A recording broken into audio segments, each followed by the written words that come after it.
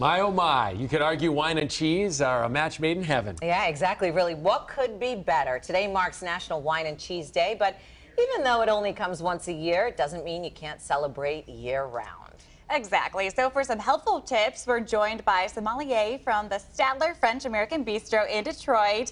We have Lisa Ribaudo with us. Thank you so much for joining. Thanks for having us today. You bought Look at this. a lot of goodies. We brought a little lot. wine. So we're going to stay with the French theme. We are a French restaurant. So we have 3 beautiful French wines. We're going to start off with the Sancerre, which is Sauvignon Blanc. That's Okay. Sauvignon Blanc from the Loire Valley of France. We're going to move on to Burgundy, Regis Bouvier, and that is Pinot Noir.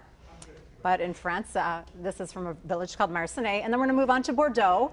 And, you know, Bordeaux, for the most part, is usually mostly Cab and Merlot. This is 85% Merlot, 15% Cabernet. All right, so I have to ask, you're a sommelier, so you're the expert. So are these bottles, what's the price range of these bottles we're talking about here? You're looking for the Sancerre retail price, probably around $45. 40 to 45. The Regis Bouvier, probably a little bit more, 50-ish. Okay. And then the Bordeaux is going to be, this particular Bordeaux, probably about 30. All right, so for me, that's quality wine. Oh, yeah, for sure. So anything to keep in mind as you start tasting? When you taste, you want to look at the wine for any obvious flaws, and then you nose it, and it's really, when you smell it, it's the equivalent of, you know, if you picked a grape off of a vine and tried to smell it, you're not going to smell a whole lot. But if you squeeze that grape between your fingers and the air hits it, you smell. So when you roll it, that's all you're doing. You're trying to open up the wine a little bit. With Sauvignon Blanc, the first one we're going to taste, it's going to be paired with the goat cheese, Boucheron. And this is from the Loire Valley. And goat cheese and Sauvignon Blanc, they're a marriage made in heaven. They really are. You've got this green citrusy notes going on in the wine and a little bit of herbaceousness, and they pick up those same notes in the cheese. So it's really a perfect pairing. So I can't drink on an empty stomach, so maybe I should have some of the cheese first. Is that, we should dish some of that out. I have to say, a little after 8 in the morning, this is the earliest I've probably ever tasted wine. Pass the cheese down to you here. Help me out. This is a Boucheron. Okay, here you go. Thank you, thank you. And you chose certain wine glasses, too, for each of these wines, correct? They are different glass. So the Burgundy glass, which we'll go to next, is a little bit rounder. That's for Pinot Noir and Chardonnay. These other glasses are for pretty much everything else. Okay. So what's with the small pour? I have more. It's a taste. Oh, a taste. Okay. So that is delicious. So you want to take a little taste of the wine and then bite the cheese and then go back to the wine again. Okay. So what should happen is that beautiful protein and fat from the cheese is going to calm down a little bit of the acid in the wine, and the acid in the wine is going to cut through the fat, kind of cleanse your palate. Okay. So that That's every very bite good. tastes just as good as a nut. If you're having, you know, people over or hosting people at home and you want to kind of do a pairing, what should you think about? Well, you should think that, don't be afraid to make mistakes. Okay. Because they're really, you know, perfect pairing. I said perfect pairing on the first one. That's a classic pairing. But other than that, really, cheese and wine go very well together. Sometimes it's really just a matter of what do you like the most. So don't be afraid to take chances and experiment. Whites really go very well with charcuterie, but I brought 1 white and 2 reds because most people drink red wine. I see. Okay, so the white is done. Very good. That's Very nice. delicious. Second wine is Pinot Noir from Burgundy. So that's your Burgundy glass, a little bit wider bottom, and it allows the wine to float out of the glass. Ooh, this is very aromatic. Going to have notes of like cherry. It could be anything from black cherry to red cherry, a little bit of herbaceousness. That is going to be paired with the Port Salut over here. Oh, geez, no, I thought you were going to spill the wine. I No, almost we had it. never want to spill any. Yeah. So what's this cheese? The Port Salut? Port Salut. All right. And this is also from the Loire Valley. All right. Oh, that is delicious. So same Thank thing, you'll you. take a little sip and then you'll eat the cheese and then take another sip again. Correct. Thank you. Okay. So Port Salut, you usually see that Cheers. beautiful orange rind on the Port Salut.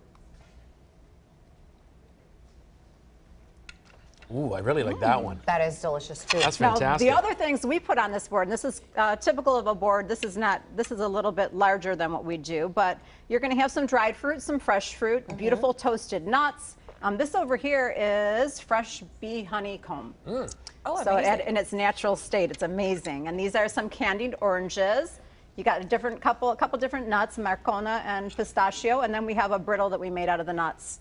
And charcuterie boards have gotten more and more popular. They're so trendy now. I mean, it's like every time you go to a party, someone's making a, a charcuterie board. Are there things to consider, or just kind of put your favorites? Or ours is a cheese board, but for charcuterie you get into a little bit more of the meats. But as far as what we think of when we're pairing is acid, fat, salt, savory. All you want to hit every part of their tongue and their mouth, their senses. You want to attack their senses. So you want layers of texture, flavor, and different things going on.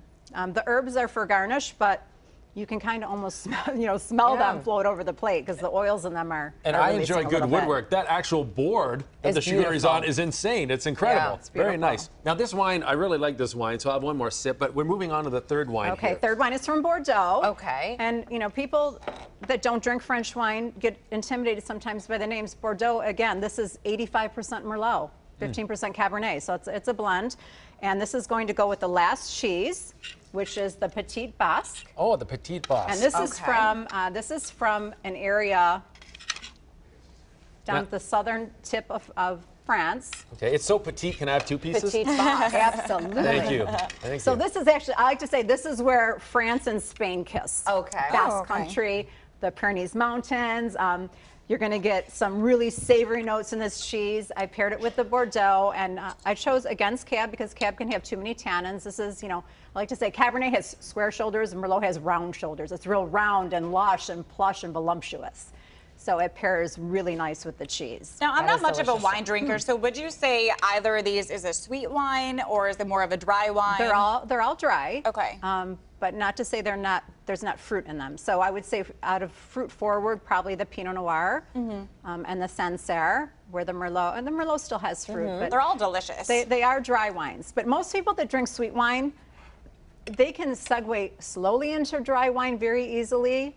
It's surprising. Pinot's a great place to start, honestly, for people who don't think they like dry wine. Pinot's a great place to start. So I'm curious what you think about my palate, because I'll tell you. So this is my favorite wine, but I found the pairing. but I found the pairing between the wine and the cheese my favorite with these two combos. Okay. And that's a great point because it's into personal preference too. You two might not have the same opinion. You might have a favorite wine, but then you taste it with the cheese, and then it's not your favorite wine anymore. The other one is. So. Pairing food can really change a wine.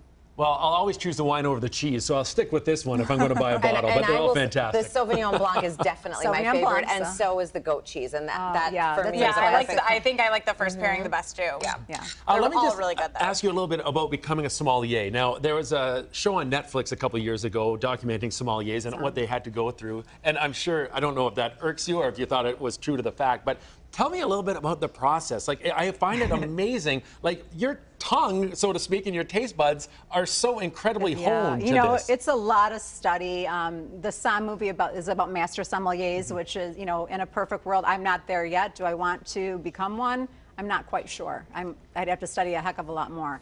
I'm certified Somm and a specialist of wine from another organization. I'm kind of dually certified.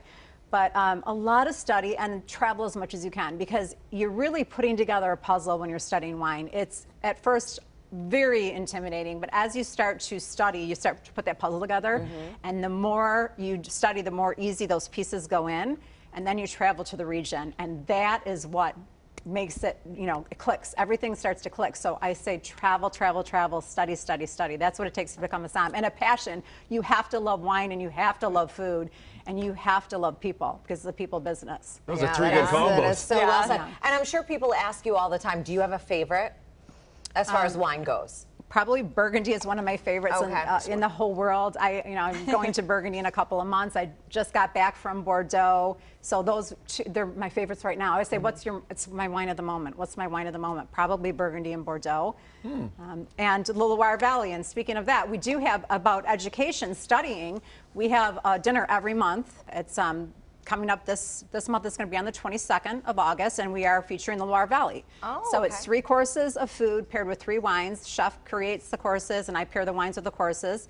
And we have a beautiful dinner, and it's a little bit of education too. I do a little PowerPoint presentation. I always tell people don't get intimidated. It's just more for you to look at maps and geography and look at the soil a little bit. And we go back and forth. They don't sit there for an hour and look at a PowerPoint. It's very interactive, and it's a great way to learn. It sounds like it was very fun. Tell us where the Statler French Bistro is. Statler is at 313 Park Avenue. It's right across from Grand Circus Park, walking distance to Comerica.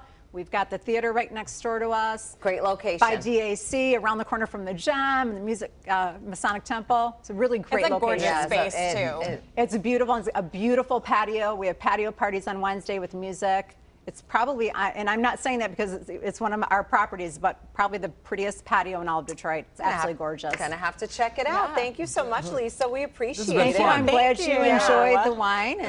And we learned so much, too. Yeah, I'm going to have a pistachio for the road. A lot of fun. Thank you so much, Lisa. The Statler French American Bistro in Detroit. We will have to check it out.